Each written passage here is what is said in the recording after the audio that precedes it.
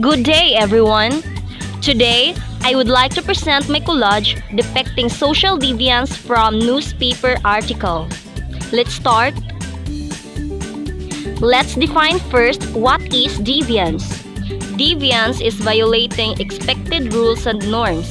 It is a behavior, traits, beliefs, or other characteristics that violates a norm and causes or resulted to a social reactions, whether it is a normal or abnormal that may be acceptable or unacceptable to the society. Here are some examples of social deviance.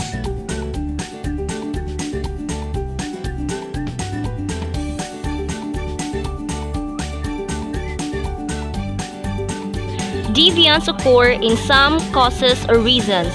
It's either because of broken family and improper socialization, lack of religious education and morality, rejection by neighborhood, lack of basic facilities, parentless child, mass media, urban slums, and etc. Here's my collage consisting of 15 depicting social deviance from the newspaper article.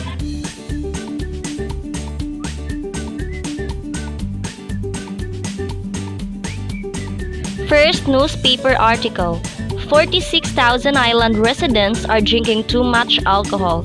This shows deviance because we all know that drinking alcohol can cause negative effects to our mind and body and can make you deviant because when you are under the influence of alcohol, you can make things that against the law like reckless driving, attempted murder, rape, and many more. Next, gay sex illegal again. This is an example of informal deviance, means when a person violates customary norms. We all know that a heterosexual people or person is not yet fully acceptable to any other countries.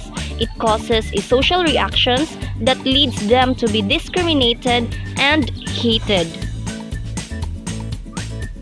Bank robber caught after wild chase in Louisville hold up. This is an example of formal deviance, which it shows illegal doings that against the law and to the society. Bullied boy fears going outside. This shows deviance because from the word bullied or being bullied, it hurts a person through physically and mentally. And also it is against the law under Republic Act 10627 or the Anti-Bullying Act. Hazing stunt at SC kills fraternity man. This is an example of subculture deviance. Certain subcultures encourage their members to engage in deviant behavior, such as fraternities or gangs. So the deviant behavior in a subculture may be considered the norm. Your DNA is an abomination.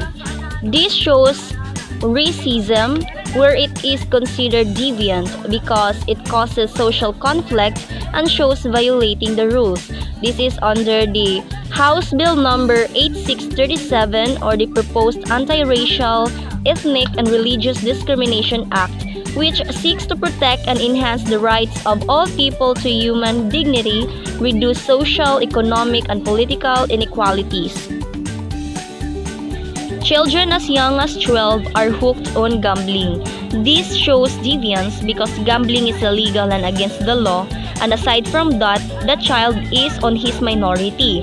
In the Philippines, gambling is under from the Republic Act number 9287 is an amendment act to Presidential Decree 1602 which imposes penalties for individuals taking part in illegal gambling activities. Tattooing is rage in London society. This means that tattoos is deviant because it's violating norms. Not all countries will accepting tattoos, but there are some that accepting it because it is part of their culture. Smoking to kill. This is also shows deviance because some countries ban cigarettes because it is not good for the health and causes lots of negative effects to our body. This is under from Republic number 9211 or the Tobacco Regulation Act of 2003. Prohibits smoking in certain public places and prohibits the purchases and sale of cigarettes and other tobacco products to and by minor and in certain places frequented by minors and provides penalties for any violation of the prohibition. Anti-Trafficking Council strengthens fight against pornography and violence against women and children. This shows deviance because it violating the rules and it is against the law. This affected the rights and dignity of the children and women. This is under from the Republic Act 9775, the Anti-Child Pornography Act of 2009, an act defining the crime of child pornography, prescribing penalties therefore and for other purposes. Violence against women and children, or VAUC, is under from the Republic Act number 9262, an act defining violence against women and their children, providing for protective measures for victims, prescribing penalties therefore and for the purposes. White men shoot up church. This is an example of deviance. Deviance can be occurred if a person or a group of people wouldn't hesitate to commit crimes. A person can be deviant because it's either he interacted with a deviant group or he has a reason why he do such thing. Drug lord brother shot dead before court hearing. We all know that drug is one of the enemy of the country, not just the Philippines but also in other countries.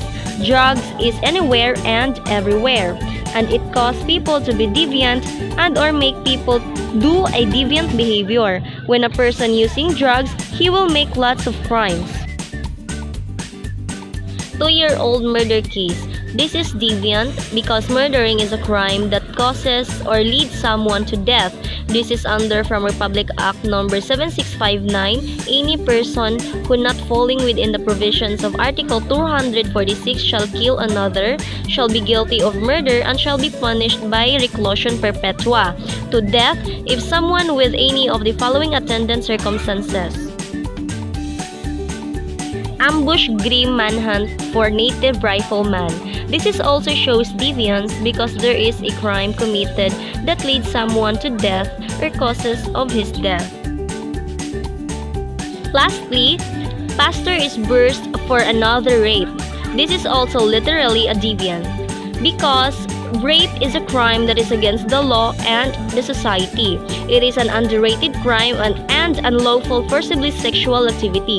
This is under from Republic Act number 8353, known as the Anti-Rape Law of 1997.